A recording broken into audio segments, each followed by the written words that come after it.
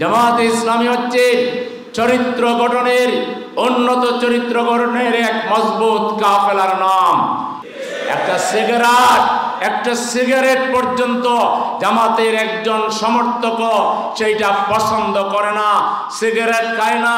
মদ, গাঁজা, ফেন্সিডিল, ইয়াবা অথবা আরো ব্র্যান্ডেড যেসব মানুষের মগজ নষ্টকারী যেসব নেশা জাতীয় জিনিস আছে, জামাত ইসলামীর লোকদের সাথে এর দূরতম কোনো সম্পর্ক নাই। জামাত ইসলামী সমাজ কল্যাণ, মানব কল্যাণ, দরদি সমাজ প্রতিষ্ঠা, ভালোবাসার সমাজ প্রতিষ্ঠা, ভ্রাতৃত্বপূর্ণ সমাজ প্রতিষ্ঠা, ভারসাম্যপূর্ণ সমাজ প্রতিষ্ঠার জন্য জামাত ইসলামী নিরলসভাবে কাজ করে যাচ্ছে। সুতরাং উন্নত চরিত্র গঠনের একটা শক্তিশালী মজবুত দুর্গের নাম হচ্ছে, কাফেলার নাম হচ্ছে বাংলাদেশ জামাত ইসলামী। মানুষের সকল হাজারি, মানুষের উপরে যারা চাঁদাবাজি করে, টেন্ডারবাজি করে, জমি দখল করেন, মেয়েদের ইজ্জত হরণ করে, সমাজে যারা ট্রাবল মেক করে, সমাজে যারা বিভিন্ন ধরনের বিশৃঙ্খলা করে, তার বিরুদ্ধে আপনারা জনগণকে আশ্রয় দেন,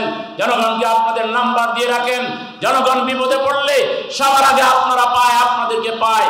ইউনিটে 10 জন কর্মী থাকলে, 20 জন সহযোগী থাকলে, সুদী থাকলে, সবাই মিলে কোথাও আগুন লেগেছে, কোথাও কারো বাড়ি দখল হচ্ছে, কোথাও কোনো পরের ইজ্জত হরণ হচ্ছে, এটা রুখে দেওয়ার জন্য, এটাকে জিহাদ মনে করে, এটাকে আপনার জীবনের উপরে ফরজ মনে করে, ফরজ দায়িত্ব মনে করে এটা করার জন্য আগ্রহ আছে, চেষ্টা করেন। আর যদি এখন কম করে থাকেন, এই মুহূর্ত থেকে আগামী দিনে এটাকে 1 নাম্বার ফরজ দায়িত্ব মনে করে পালন করবেন যারা, তারা হাত তোলেন ইনশাআল্লাহ।